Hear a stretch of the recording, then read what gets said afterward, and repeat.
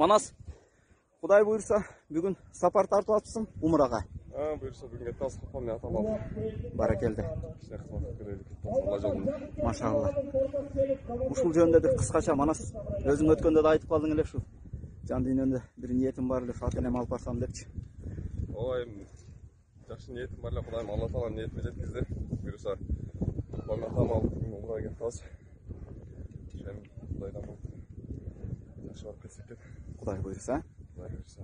Баракелде. Манас, кече Өзбекстандан дагы көрдүк. Бир өтө чоң аламан улак болуп тура. Эми элдин көрманын санын айтпай эле коелу.